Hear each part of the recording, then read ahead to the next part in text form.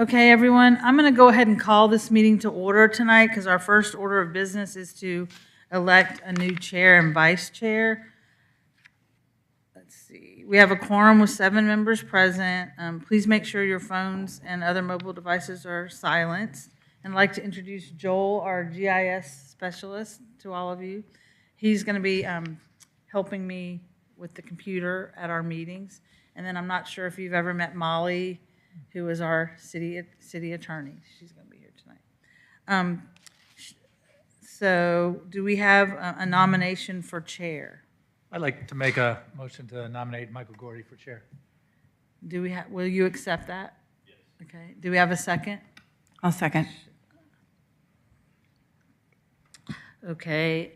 Can everyone raise your hands if you are in favor of Michael serving as? Okay. And then we need to elect a vice chair. I'd like to make a motion we nominate Kirk Driscoll for vice chair. Okay. You accept that, Kurt? Yes, ma'am. And do we have a second for that? I'll second. And all in favor, please raise your hands. Thank you. Our applicant is parking, so they'll be right here. Molly, do you want to go ahead and read? Oh, well, they're not there. Do they need to hear it because they're not here? The people.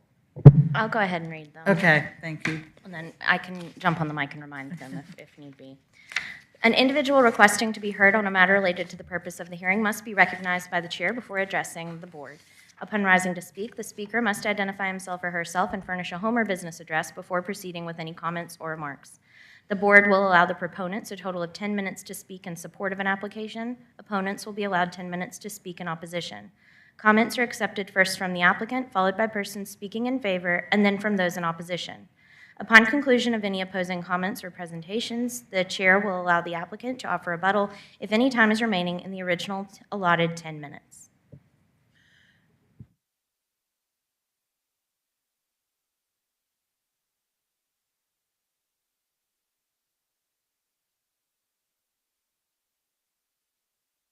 And everyone remember when you speak to please turn on your microphones. Thank you. Call the meeting to order at 5:32. All right, so first up tonight is the approval of the meeting minutes from 7/18. That was our last meeting. Has everybody had a chance to review? Any comment? We have a motion to approve. I'll make a motion to approve. Second? Mark? All right, minutes are approved. Have to ask for all those in favor. Oh, all in favor? Any opposed? Okay. Meeting minutes are approved. Are there any items from board members tonight?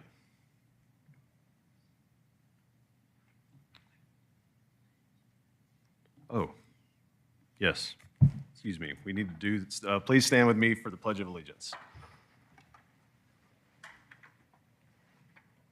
pledge allegiance to the flag of the United States of America, to the republic for which it stands, one nation, under God, indivisible, with liberty and justice for all.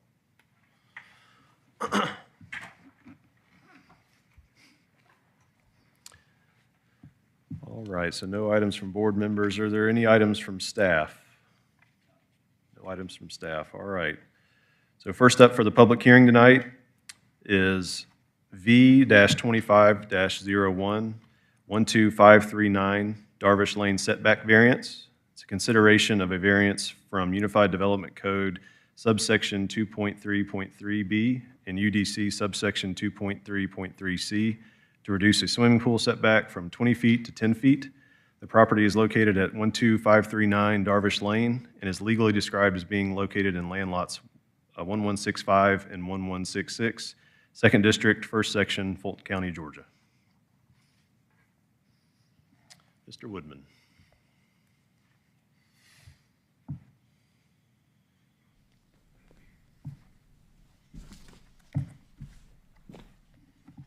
Thank you, Chairman and Commissioners. The first request before you this evening is a variance request to reduce a rear setback from 20 foot to 10 foot to accommodate a swimming pool. Have the location map on the overhead. This property is located at 12539 Darvish Lane. It's in the Pearl subdivision. The property, this is the survey of the property, this is just over a quarter-acre property, zoned CUP, Community Unit Plan. It's developed with a two-story, approximately 3,800 square foot, single-family detached home. Our Unified Development Code requires that a swimming pool have a 20-foot rear and side setback or the same setback as the principal structure, whichever is less. So on the side, the 10-foot setback would be required, and then on the rear, a 20-foot setback would be required.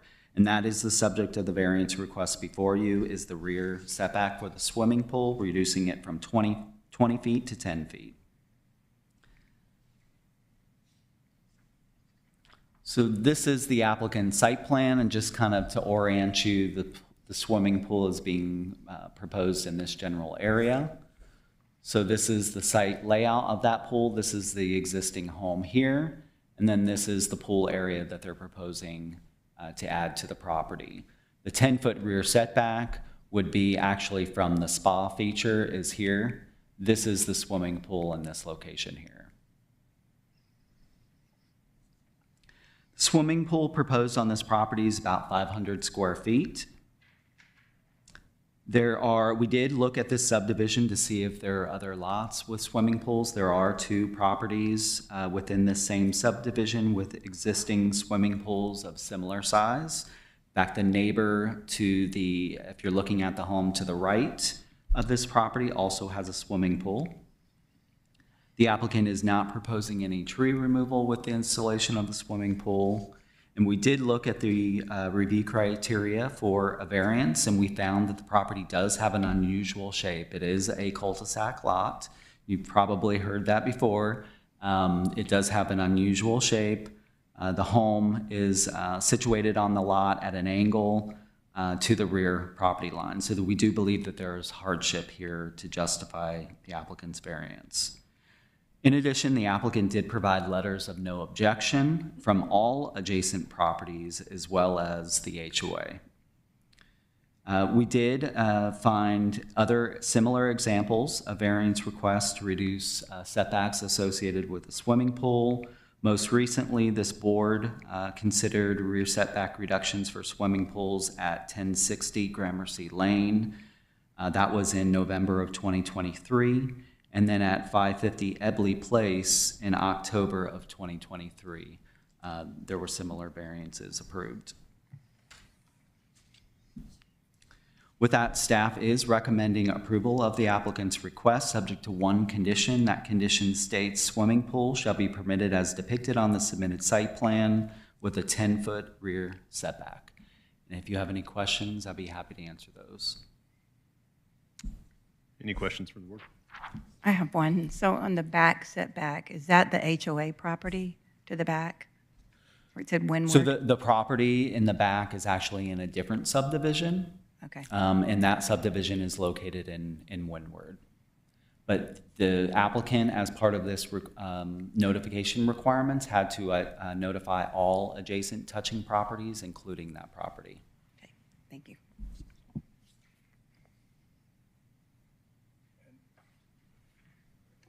The one thing I was going to ask there, the 10-foot setback is not for the entire pool. It's just for the spa. Yeah, so what the closest portion of the pool area, so the 20-foot swimming pool setback only applies to the swimming pool, the water of the swimming pool, or any spas associated with it. It does not apply to any decking around the pool, so it's to the edge of the water. So the closest that the swimming pool or the spa gets to the rear property line is this location right here for the spa, 10 foot. The swimming pool looks like it may be a little bit further off the property line than the spa. Okay, so you're saying it's though to be put in as depicted here so that the pool doesn't get larger. Correct. They would still have to do the same size pool with this same layout. Gotcha. That's what condition 1 would tie this to. Perfect.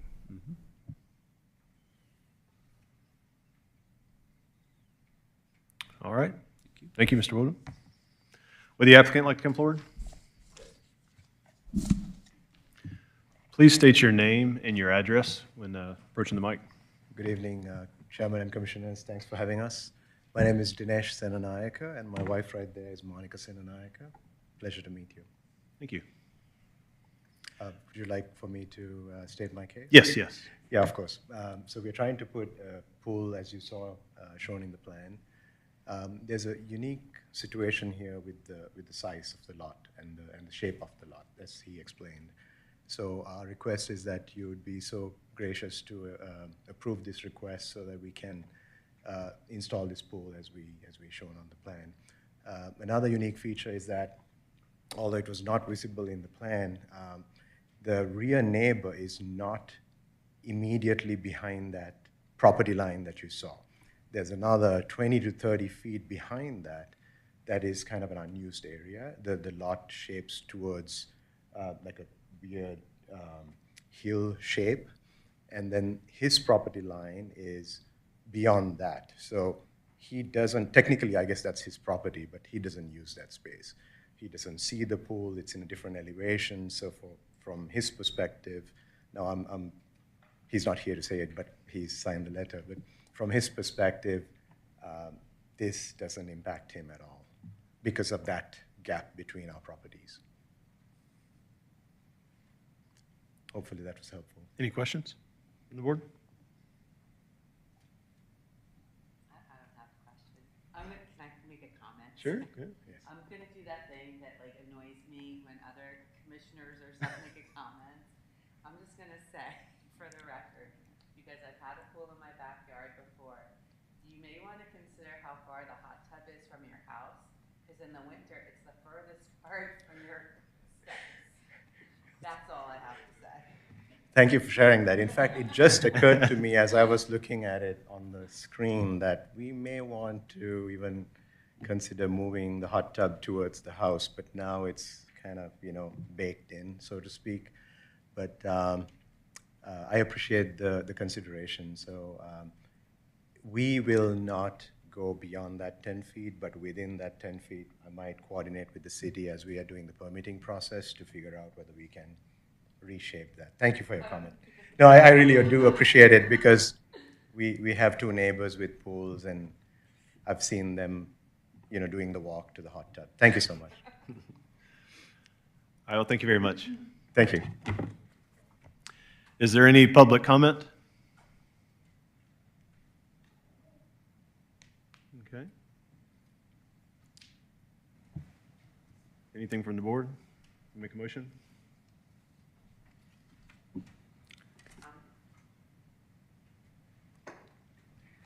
I'd like to move to approve based on staff's conditions.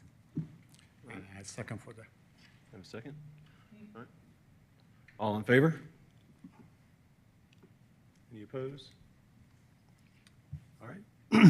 Motion passes. All right. Second up tonight for public hearing is PH-24-21 4098 Big Creek Overlook Appeal to Administrative Decision. Consideration of an appeal to an administrative decision related to a fine issued for violations of Unified Development Code subsection 3.1.1 D2, working without the required land disturbance permit, UDC subsection 3.1.1 D3, failure to provide minimum erosion and sedimentation control measures, UDC subsection 3.1.1 C3, and UDC subsection 3.3.2, disturbance of stream buffers along state waters, and UDC subsection 3.4.4C, development within regulatory areas of special flood hazard. The property is located at 4098 Big Creek Overlook and is legally described as being located in land lots 47 and 86, 1st District, 1st Section, Fulton County, Georgia. Mr. Woodman. Chairman and Commissioners, the appellant that requested this appeal has not shown up to this evening's meeting, so I don't know that we can consider this. I don't know, Molly, if you have anything to add? I've been trying to think about it.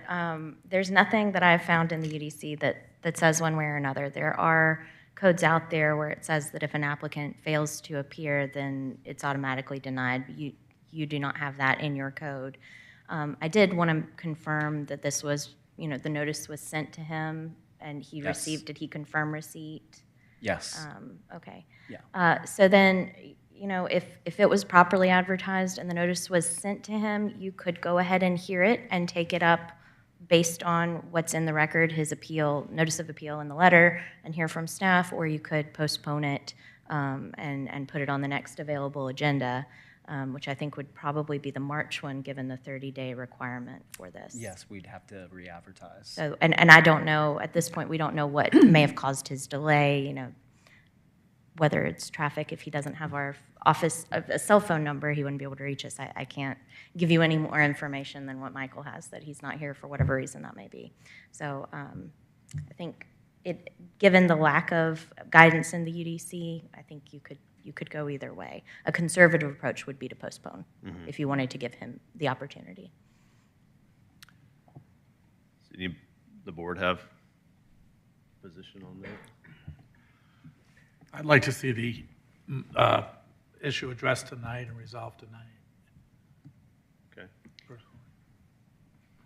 Do we need to make a motion to decide what we want to do tonight, or can we just do it? No, unless somebody made a motion to postpone, Yeah. I think it would just be that, Michael would come up and make his presentation the ordinary course. I don't think you have to affirmatively do anything unless somebody wants to make that motion. If they do, then now would be the time. I think Lisa and I were sitting here talking, I think it warrants being heard if it, based on the severity of here rather than, I would think, that's just my opinion, I don't. I would add that I see that there's a fine involved, that any cost to the city to postpone it would be added to the fine. If there is a cost to the city, I don't know. May I add, I just want to say that, if the applicant is not here, the decision will need to stay as is, and if you want to appeal it again, it needs to go through the due process, like, any other new appeal that needs to be better at the current time, since there's nothing that should stay as is with the city decision. That's what I feel. I think if it's been properly advertised and the appellant, knew that it was tonight, that we go ahead and hear it.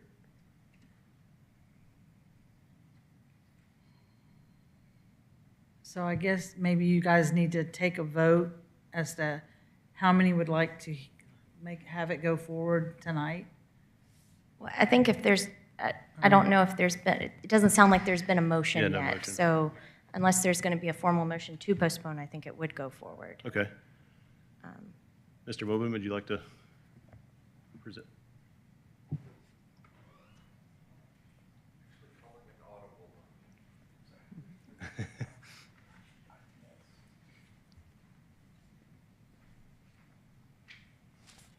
Hey, good evening, everyone. I know some of you, I don't know all of you. I'm Brian Borden. I'm the Development and Planning Manager. I work under Michael. So I'm going to be the person that you would call about a land disturbance permit. Just quickly, I want to go over the violation itself and kind of the process that we took. And then I want to just show you some pictures, and hopefully it won't be too many. But I want you to get a picture for what was actually done. In July of 2024, the city was notified of trucks that were bringing dirt to Big Creek Overlook, and we tracked it down to 4098 Big Creek Overlook. This is the property of Moshe Bashar, and we found the dirt that was being piled into his pasture area. It's a large piece of property that sits kind of behind and to the side of his main house, and we'll look at that here in a moment.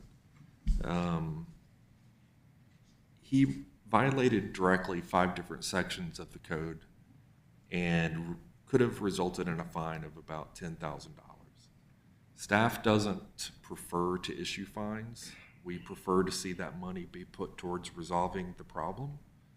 And so as a result, staff offered a reduced fine of $2,500.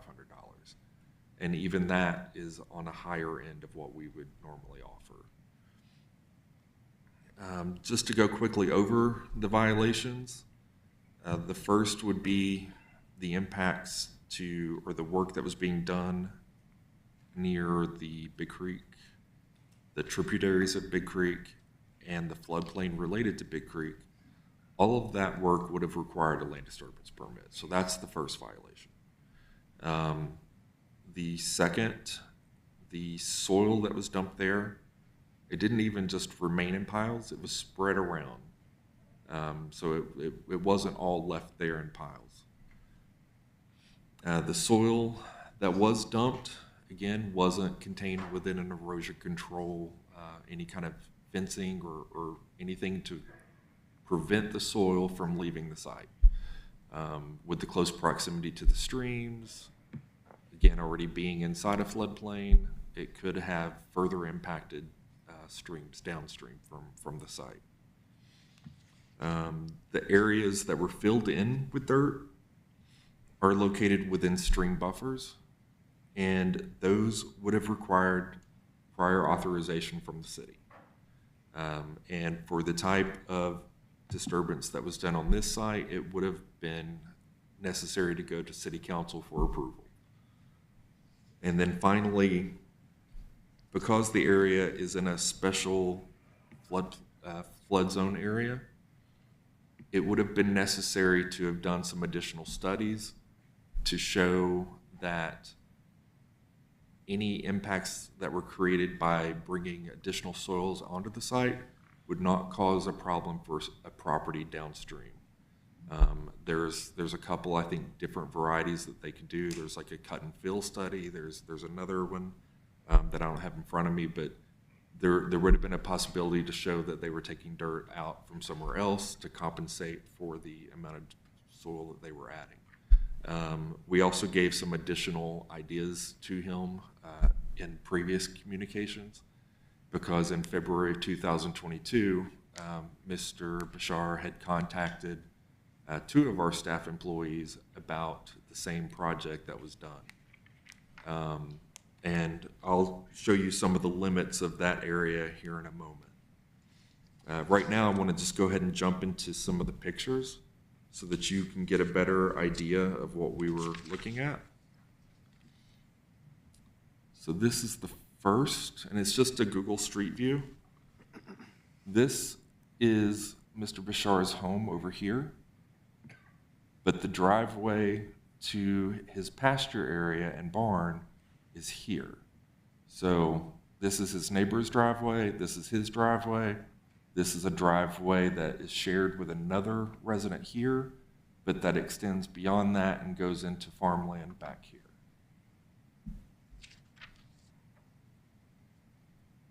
His property, again, this is his property in the cul-de-sac, and then he owns this property all back here.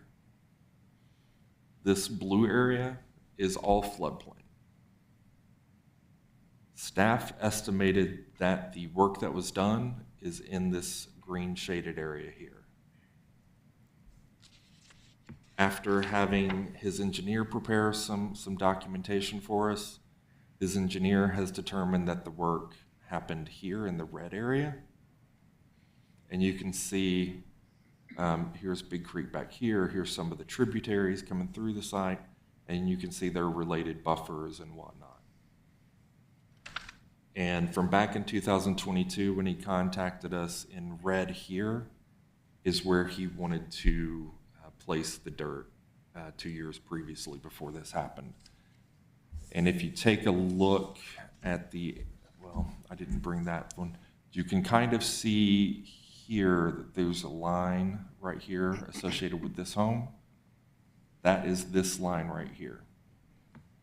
And so where the work was done, just right out here outside of their limits, is precisely where he had shown it in 2022.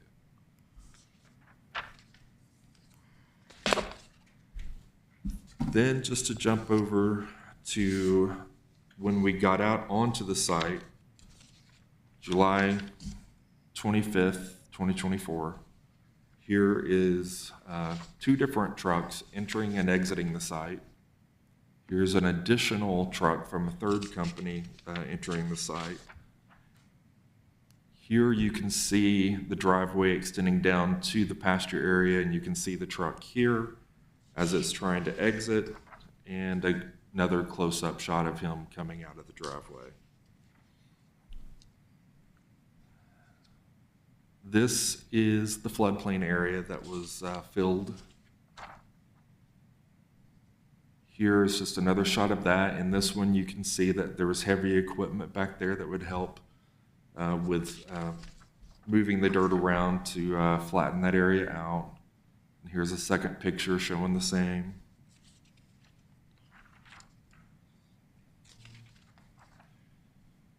This is just another different angle, and I think at that point the machinery was brought up towards the entrance. We believe this individual was on site during that day to just help assist drivers in where and how to coordinate for dropping the dirt off. Here is a truck actually in the middle of dumping their load.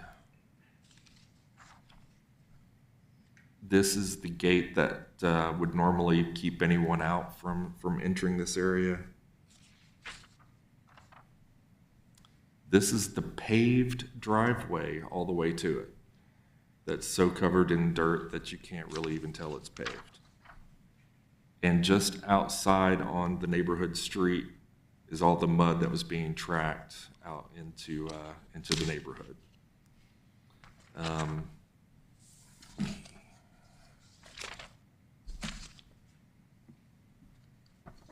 And we did go back out in August after notifying Mr. Bashar that there was an issue, and he did make some steps to address those.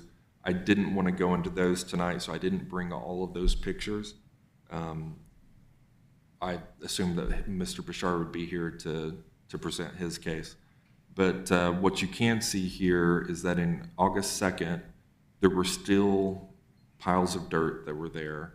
He had installed some black erosion control fencing. But more importantly, what I'd like you to see is that this area was heavily grassed before. As you can see, just outside the limits of this black erosion control fencing.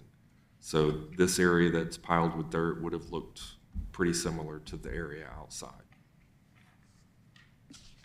Here's just another picture to give you kind of a scope, although I think you got a pretty good understanding of that. And then this is from August 15th. At this point, Mr. Bashar had been removing some of the dirt and trying to get the area stabilized. So I believe at this point, the majority of the work had been completed, or he believed it had been completed.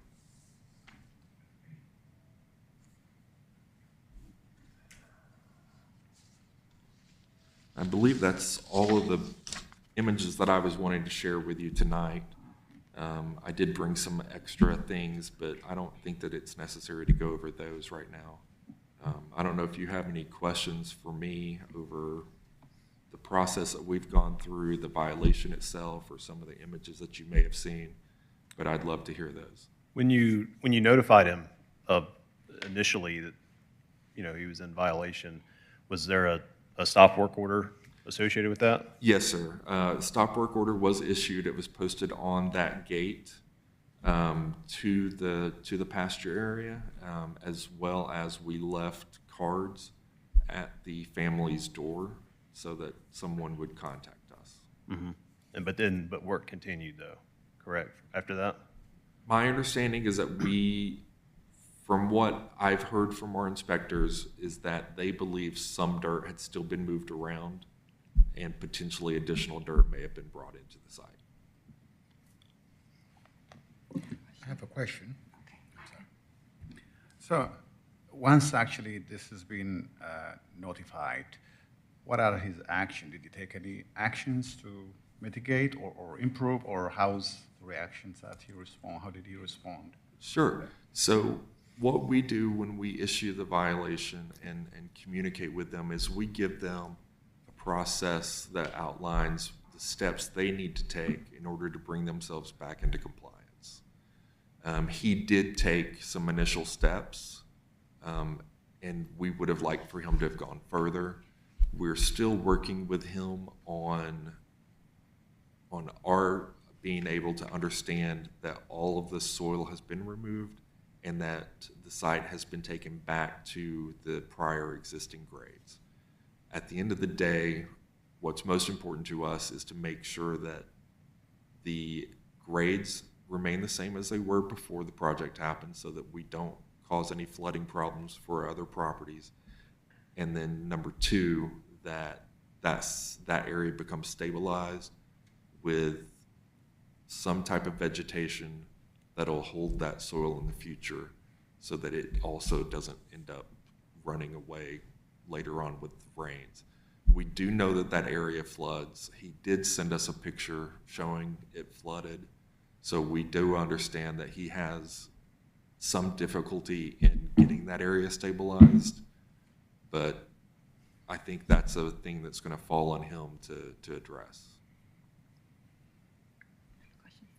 So has the city attempted to contact the trucking company or the hauling company that did the work? We had pictures of 3 different trucking companies. One of them we just were able to identify yesterday. The picture quality for that one, for some reason, is pretty poor, but we were able to identify it based on the US DOT truck number for the company. We did contact 2 of them. One of them would not respond. The other one did respond, and it was pretty difficult to get a straight response, we felt like. And I'm not saying that they have a responsibility in it, but it just, they would direct me to another trucking company, or they would say, well, we were contracting with this person who asked us to provide dirt, and then I would call that person, and they would give me the same or similar story. And I went down about 6 different lines like that before we kind of just threw up our hands and gave up.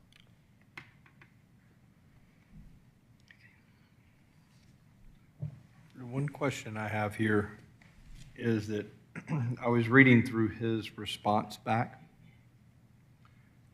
It's 67 truckloads of dirt is what he's saying he hauled off. So one would be, did y'all have an estimate of how much dirt? I mean, this wasn't like someone had a low spot in the yard and they were. Right. This is if he's saying he removed 67 truckloads, do y'all have any idea how much dirt was brought in? I don't think that we do we, Joe? We don't have a calculation of that. But it was illegally dumped in the spot that it needed to be. Yeah, our understanding was that, and I'm not well versed in code enforcement, but I believe that when they were notified that it was indicated that this may have been going on for a period of time. So my assumption is, and this is again an assumption, that he may have put out feelers looking for dirt, and anybody that needed to dump it may have been brought. And again, I'm making a huge assumption.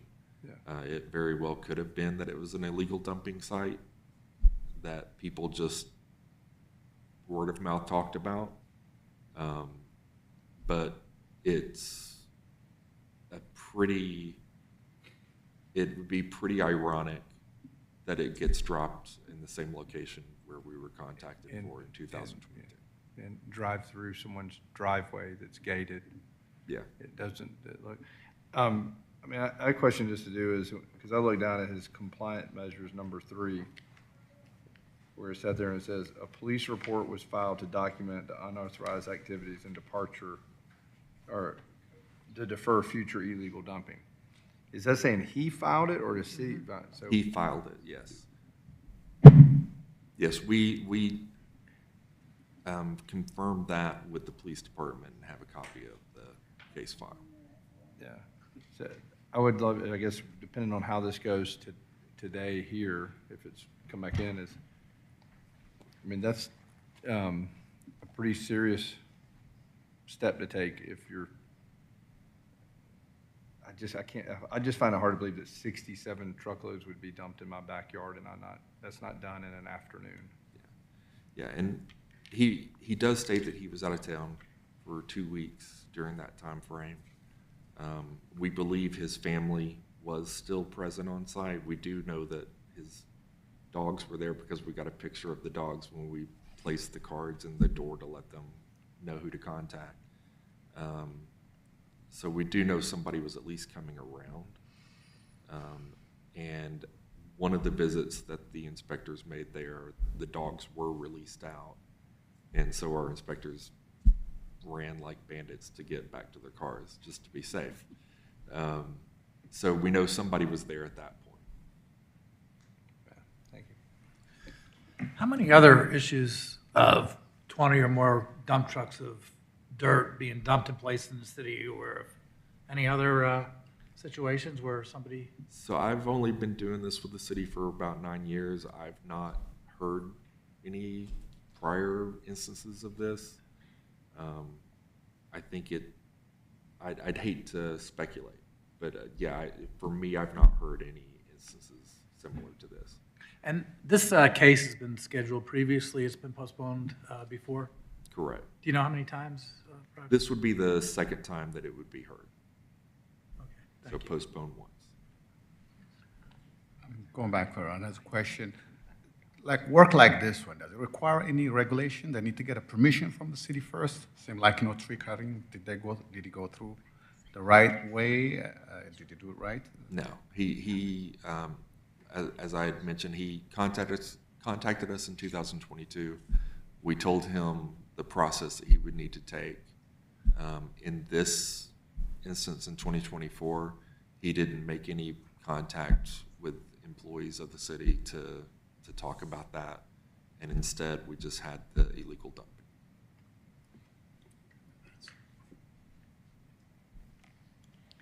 I'm going to go back to the hauling company for a minute. So based on his response, it says that he did remove this amount of dirt, and it cost him $75,000 to try to work with the city to rectify the situation.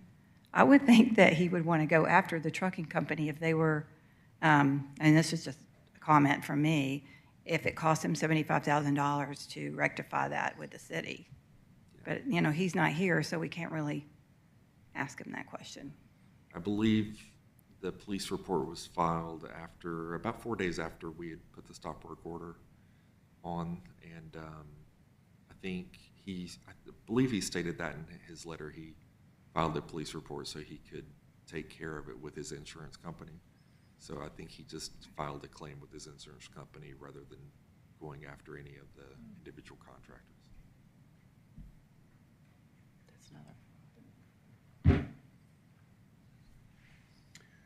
Anything else from board members? I don't know. I'm going to have a hard time voting today on this because, and you can correct me if I'm wrong, because there's 2 other attorneys up here that might be able to give me some information. But I feel like, one, if you file a police report that's not correct, or a false police report, that might be a felony. I don't know. If you file a false report with your insurance company, that's fraud. So, I'm not saying what happened was good, bad, or otherwise. I also find that the fine isn't really that, I'm just talking out loud here, right? The fine's not awful compared to If I can offer Yes. a couple of comments. And I know this might seem a little bit ridiculous because I don't know that the 2 people from the public who are here are going to want to speak. But before the board actually starts deliberating, I would just ask that we actually open the public hearing and then Okay. close the public hearing. And then y'all can deliberate and I can provide whatever guidance if you need input that I can. But just, if y'all have more questions for Brian, then ask them, and then otherwise I just ask that we go ahead and go through that public Sure. hearing. Any other questions for staff? All right, thank you. Thank you. And would the appellant like to make any comment? Okay, any comment from the public?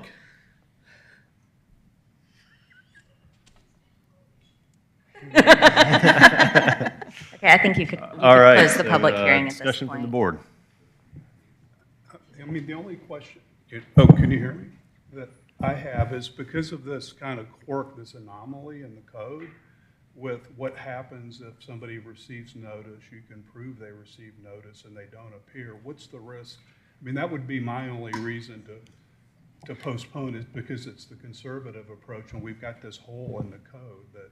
I think Yeah. when I said that, I meant that more with regard to his ability to present to you. Yeah. Legally, I think you're fine. That's why I asked Michael at the beginning when we were first hearing about this, are we sure that the notice was properly provided per the code? I think, we have to advertise it for 30 days. Don't quote me on all of these standards. Provide notice to the applicant, or the appellant. I wanted to make sure that he had been given the notice that was required, and they don't technically have to say and confirm receipt, but I was interested to hear, and it gave me more comfort, at least, that Michael said that he had confirmed that he was aware of the hearing date. So from a legal standpoint, I think you are on perfectly fine footing to move forward and make a decision, because staff has confirmed that the notice was properly given. One thing I will say, just before y'all get into the deliberations, is that the decision that you're making is not whether this happened because of illegal dumping or whether it was something else, but it's just the waiver of the fine. So I did want to make sure that you were focused in on what his appeal actually was, which is just the waiver of the fine. You're not having to find, any determination on any other issue. So I just wanted to make sure that that scope was made clear. And otherwise, if you all have any other questions, I'd be happy to address them. Any other discussion from board members? I mean, the only thing I'll point out is this, he was aware that he knew it was a floodplain and he had contacted the city in 2022 to ask about it and was told this is a floodplain and you need FEMA approval and you've got to change the line and you can't. So it's pretty clear he had a desire to bring dirt in to fill in back there. And then he was told that that's, you can do that, but there are a lot of steps to go through and it could be difficult. And then he kind of let it lie low, and then all of a sudden dirt's starting to appear on the site. I know we're not here to decide what the intent or whatever, but that's what stood out to me is that this came up in 2022, and he understood exactly what needed to be done. So he clearly had a desire to bring dirt and fill in that area for what, I can't figure out why, but for whatever purpose.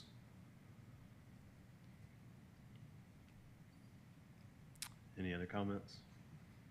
I'll make a motion if I can. Yeah. I'd like to make a motion to deny the applicant's request and leave the fine in place as set by the city. Okay. Do we have a second? I'll second the motion. Okay. All in favor? Any opposed? So that was unanimous? Unanimous. Yep. Thank you. All right. Are there any other items from board members? Any items from staff? All right. We will call this meeting to adjourn at 6:14. Thank you. You guys can leave your computers at your seats because we have a design review board meeting in the